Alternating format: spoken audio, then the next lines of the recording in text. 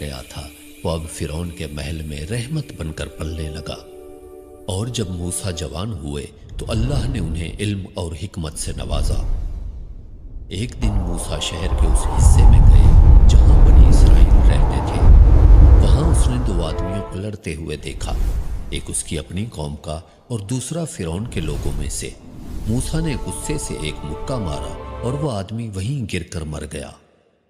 اے میرے رب، یہ شیطان کا کام تھا، میں نے اپنے آپ پر ظلم کر لیا، تو ہی ہے جو معاف کرنے والا ہے، مجھے معاف کر دے۔ یوں موسیٰ کو ایک نیا گھر ملا، ایک رشتہ ملا اور ایک نئی زندگی جہاں سے ان کی نبوت کی سفر کی بنیاد رکھی گئی۔ اور جب موسیٰ نے اپنی مدت پوری کر لی تو وہ اپنی بیوی کے ساتھ مدین سے نکل کر مصر کی طرف رخ کر گئے۔ رات گہری ہوتی جا رہی تھی۔ موسیٰ اور ان کی بیوی تھکان اور ٹھنڈ دونوں سے لڑ رہے تھے، اور اسی سردی بھری خاموشی میں موسیٰ کی نظر دور ایک پہاڑ پر پڑی۔